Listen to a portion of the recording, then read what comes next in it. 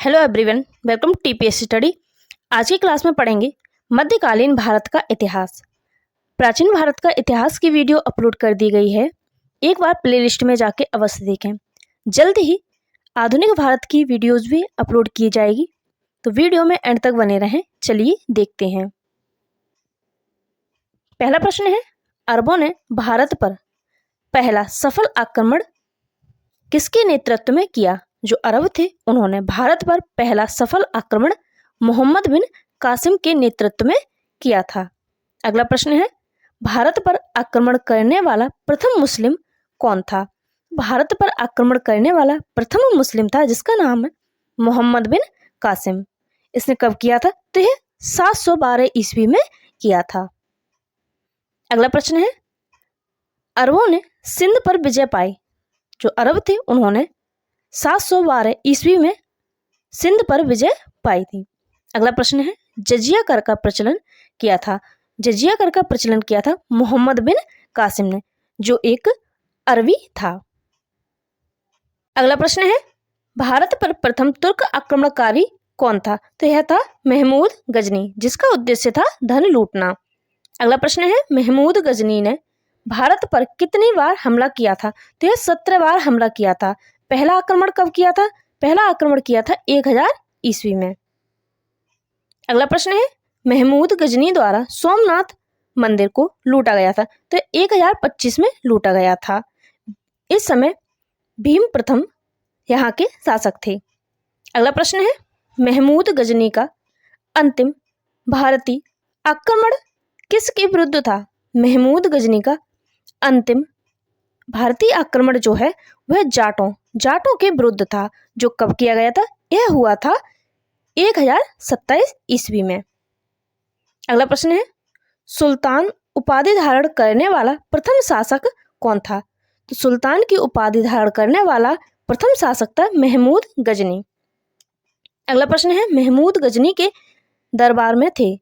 महमूद गजनी के दरबार में फिरसौदी और उत्ती।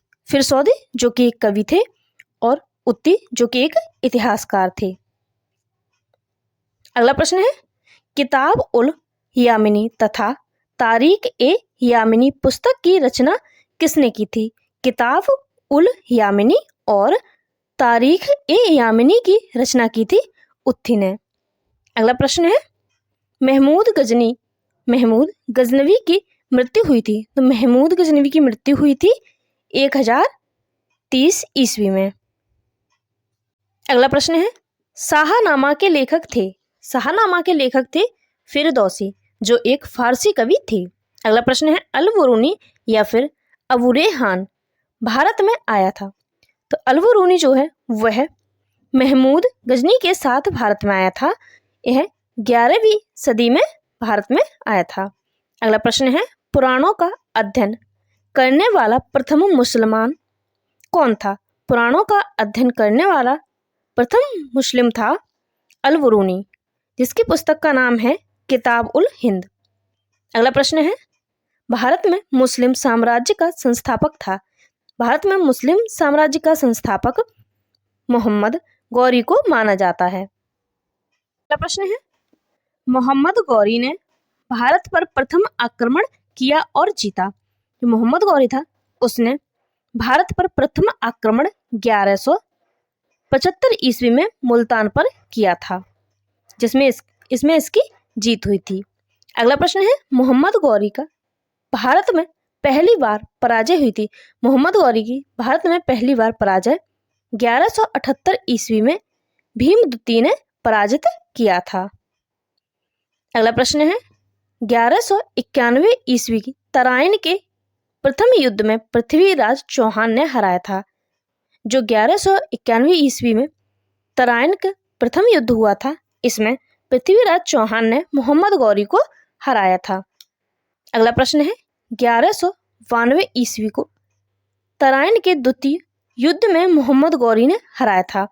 जो तराइन का द्वितीय युद्ध हुआ था 1192 ईस्वी में, इसमें मोहम्मद गौरी ने पृथ्वीराज चौहान को हरा दिया था। अगला प्रश्न है, 1192 के चंदावरी युद्ध में मोहम्मद गौरी ने हराया था। जो 1194 ईस्वी में चंदावल का युद्ध हुआ था, इसमें मोहम्मद गौरी ने गहड़वाल वंश के राजा, जिनका नाम है राजा जयचंद, इनको हराया था। अगला प्रश्न है मोहम्मद गौरी की हत्या। मोहम्मद गौरी की हत्या 15 मार्च 1206 ईस्वी को खोखर नामक जाट उपसमूह के लोगों ने की थी। अगला प्रश्न है दिल्ली सल्तनत का संस्थापक था। तो दिल्ली सल्तनत का संस्थापक था कुतुबुद्दीन ऐबक, जिसे मोहम्मद गौरी का दास कहा जाता है। अगला प्रश्न है दिल्ली सल्तनत का वास्तविक संस्थापक कौन था। दिल्ली सल्तनत का वास्तविक संस्थापक था इल्तुतमिश, जो कि ऐबक का गुलाम था, कुतुबुद्दीन ऐबक का गुलाम था। अगला प्रश्न है गुलाम दास ममलूक वंश की स्थापना की थी। इसकी स्थापना की थी कुतुबुद्दीन ऐबक ने। कब की थी? 1206 ईस्वी में।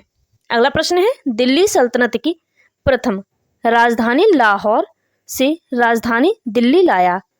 दिल्ली सल्तनत की प्रथम राजधानी लाहौर थी, इसे लाहौर से दिल्ली बनाया था इल्तुतमिश ने। अगला प्रश्न है गुलामों का गुलाम कहा जाता है।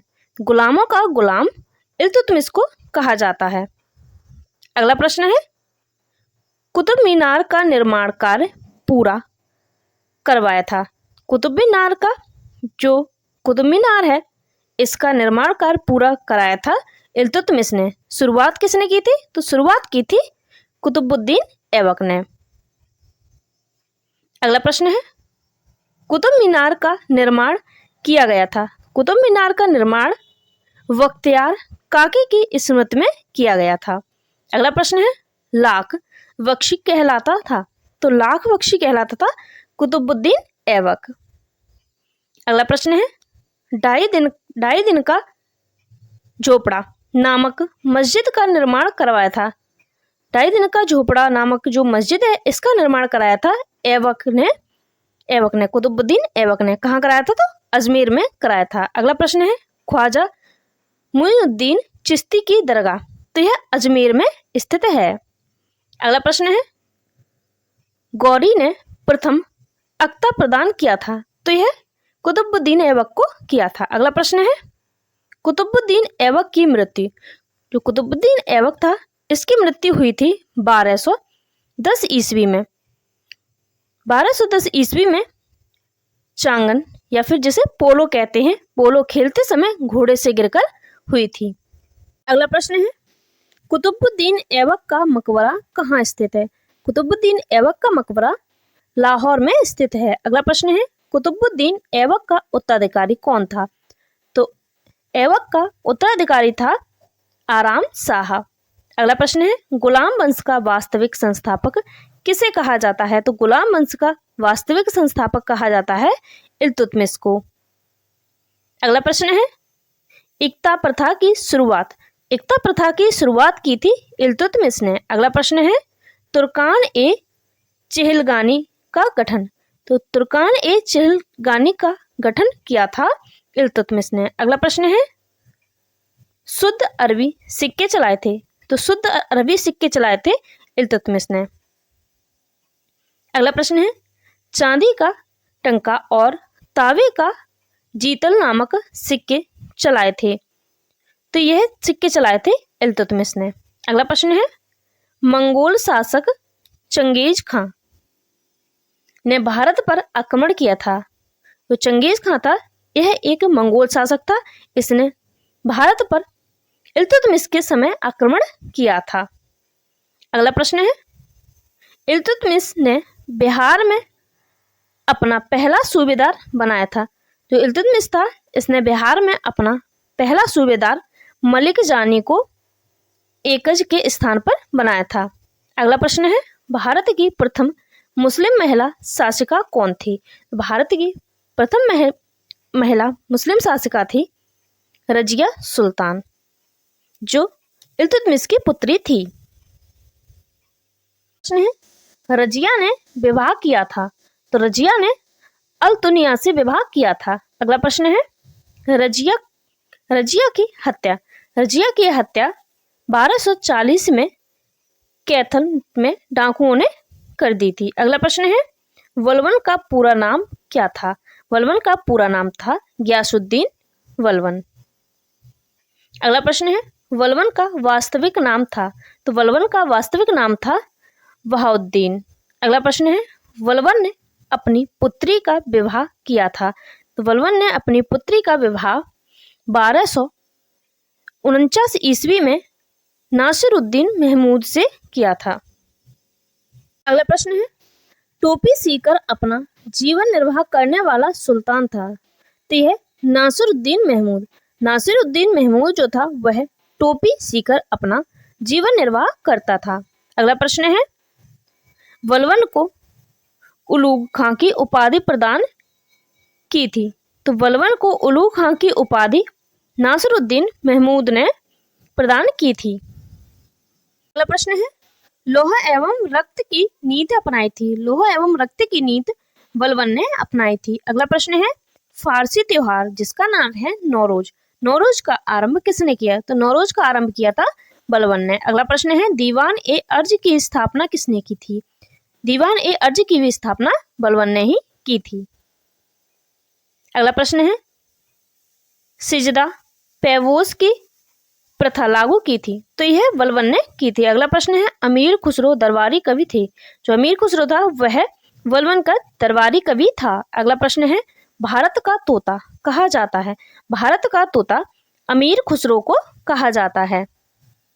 अगला प्रश्न है, सबक ए हिंदी अथवा हिंदी खड़ी बोली का जनक माना जाता है? तो हिंदी खड़ी बोली का जनक माना जाता है अमीर खुसरो को। अगला प्रश्न है, राजत्व सिद्धांत का पहला प्रतिपादक कौन माना जाता है? तो राजत्व सिद्धांत का पहला प्रतिपादक माना जाता है वलवन को। अगला प्रश्न है, गुलाम वंश का अंतिम शासक? गुलाम वंश का अंतिम शासक था समरुद्दीन कैमूर। अगला प्रश्न है, खिलजी वंश, खिलजी वंश की स्थापना किसने की थी? खिलजी वंश की स्थापना की थी जलालुद्दीन फिरोज खिलजी ने, जिसकी राजधानी थी किलोखरी। अगला प्रश्न है, दक्षिण भारत पर प्रथम आक्रमण हुआ था? दक्षिण भारत पर प्रथम आक्रमण जलालुद्दीन फिरोज खिलजी के शासनकाल में हुआ था। अगला प्रश्न है, फिरोज खिलजी की हत्या, फिरोज खिलजी की हत्या अलाउद्दीन खिलजी ने की थी, जिनके बचपन का नाम अली अथवा गुरशास्म था। अगला प्रश्न है, अलाउद्दीन खिलजी का सेनापति? अलाउद्दीन खिलजी का सेनापति था मलिक काफूर। अगला प्रश्न है, हजार दीनार कहलाता था? हजार दीनार मलिक काफूर को कहते थे। अगला प्रश्न है, सिकंदर ए सानी अर्थात द्वितीय सिकंदर की उपाधि धारण की थी? द्वितीय सिकंदर की उपाधि धारण की थी अलाउद्दीन खिलजी ने। अगला प्रश्न है, भूमि की पैमाइशी कराकर लगान वसूली का आरंभ करने वाला प्रथम सुल्तान कौन था? तो यह था अलाउद्दीन खिलजी। अगला प्रश्न है, घोड़ा दागने तथा सैनिकों की हुलिया लिखने की प्रथा आरंभ की थी? तो यह अलाउद्दीन खिलजी ने प्रारंभ की थी। अगला प्रश्न है, बाजार नियंत्रण प्रणाली जिसे हम दीवान ए रियासत कहते हैं लागू किया था? तो दीवान ए रियासत लागू किया था अलाउद्दीन खिलजी ने। अगला प्रश्न है, गुप्तचर विभाग को संगठित किया था? तो गुप्तचर विभाग को संगठित किया था अलाउद्दीन खिलजी ने। अगला प्रश्न है, अलाई दरवाजा और हौज ए खास का निर्माण करवाया था? अलाई दरवाजा और हौज ए खास का निर्माण कराया था अलाउद्दीन खिलजी ने। अगला प्रश्न है, इक्का प्रथा को समाप्त किया था? इक्का प्रथा को अलाउद्दीन खिलजी ने समाप्त किया था। सॉरी, यहाँ थोड़ी टाइपिंग मिस्टेक है। अगला प्रश्न है, रानी पद्मिनी कौन थी? तो रानी पद्मिनी या फिर पद्मावती यह चित्तौड़ की रानी और राजा रत्न सिंह की पत्नी थी। अगला प्रश्न है, महाकाव्य की रचना किसने की थी? पद्मावत महाकाव्य की रचना की थी मलिक मोहम्मद जैसी ने। कब की थी? 1540 ईस्वी में। अगला प्रश्न है, तुगलक वंश का संस्थापक कौन था? तुगलक वंश का संस्थापक था गयासुद्दीन तुगलक या फिर गाजी मलिक। अगला प्रश्न है, सिंचाई के लिए नहरों का निर्माण करवाने वाला प्रथम शासक कौन था? सिंचाई के लिए नहरों का निर्माण करवाने वाला प्रथम शासक था गयासुद्दीन तुगलक। अगला प्रश्न है, तुगलकाबाद नगर का निर्माण अथवा गाजी उपाधि धारण करने वाला प्रथम सुल्तान कौन था? तुगलकाबाद नगर का निर्माण और गाजी उपाधि धारण करने वाला प्रथम सुल्तान था गयासुद्दीन। अगला प्रश्न है, तुगलक नामक के लेखक अमीर खुसरो हैं। अगला प्रश्न है, अमीर खुसरो के गुरु का नाम निजामुद्दीन औलिया था। अगला प्रश्न है, मोहम्मद बिन तुगलक का मूल नाम क्या था? मोहम्मद बिन तुगलक का मूल नाम था जूना खां। अगला प्रश्न है, सनकी पागल सुल्तान किसे कहा जाता है? सनकी पागल सुल्तान कहा जाता है मोहम्मद बिन तुगलक को। अगला प्रश्न है, भारत में सर्वप्रथम सांकेतिक मुद्रा का प्रचलन किया गया था। तो भारत में सर्वप्रथम सांकेतिक मुद्रा का प्रचलन मोहम्मद बिन तुगलक ने किया था। अगला प्रश्न है, कृषि विकास के लिए दीवाने अमीर ए कोही विभाग की स्थापना की थी। तो कृषि विभाग के लिए दीवाने अमीर ए कोही विभाग की स्थापना की थी मोहम्मद बिन तुगलक ने। अगला प्रश्न है, अपनी राजधानी दिल्ली से दौलताबाद ले गया। तो राजधानी दिल्ली से दौलताबाद मोहम्मद बिन तुगलक ले गया था। अगला प्रश्न है, इब्न बतूता जो मोरक्को यात्री था भारत आया था। यह मोहम्मद बिन तुगलक के समय में भारत आया था। कब आया था? तो यह 1333 ईस्वी में आया था। यह एक मोरक्को यात्री था। अगला प्रश्न है, इब्न बतूता ने अपनी यात्रा वृत्तांत लिखा था। तो यह किताब उल रहेल ग्रंथ में लिखा था। यह अरबी भाषा में लिखा गया था। अगला प्रश्न है, विजयनगर एवं बहमनी राज्य की स्थापना हुई थी। विजयनगर एवं बहमनी राज्य की स्थापना मोहम्मद बिन तुगलक के शासनकाल में हुई थी। अगला प्रश्न है, मोहम्मद बिन तुगलक का उत्तराधिकारी कौन बना? मोहम्मद बिन तुगलक का उत्तराधिकारी बना था फिरोज तुगलक, जो मोहम्मद बिन तुगलक का चचेरा भाई था। अगला प्रश्न है, ब्राह्मणों पर जजिया कर फिरोज तुगलक ने लगाया था। अगला प्रश्न है, दीवान ए खैरात की स्थापना की थी फिरोज तुगलक ने। अगला प्रश्न है, सिंचाई कर हक्का ए सर्व लागू करने वाला दिल्ली का पहला सुल्तान। तो यह फिरोज तुगलक था। अगला प्रश्न है, फिरोज तुगलक द्वारा स्थापित दार उल सफा था। तो यह एक खैराती अस्पताल था। अगला प्रश्न है, जौनपुर नगर को फिरोज शाह तुगलक ने बसाया था। अगला प्रश्न है, भारत का सिराज कहलाता है। तो भारत का सिराज जौनपुर को कहते हैं। अगला प्रश्न है, तुगलक वंश का अंतिम शासक कौन था? तो तुगलक वंश का अंतिम शासक था नासिरुद्दीन महमूद। इसी समय 1398 में मंगोल शासक तैमूर ने भारत पर आक्रमण किया था। अगला प्रश्न है, सैयद वंश का संस्थापक कौन था? तो सैयद वंश का संस्थापक था खिज्र खां। अगला प्रश्न है, सैयद वंश का अंतिम शासक कौन था? सैयद वंश का अंतिम शासक था आरम शाह।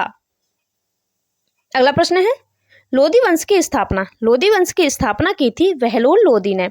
अगला प्रश्न है, दिल्ली की गद्दी पर बैठने वाला पहला अफगान शासक कौन था? तो दिल्ली की गद्दी पर बैठने वाला पहला अफगान शासक था बहलोल लोदी। वीडियो अच्छी लगी तो लाइक करें, चैनल को सब्सक्राइब करें। Thank you for watching.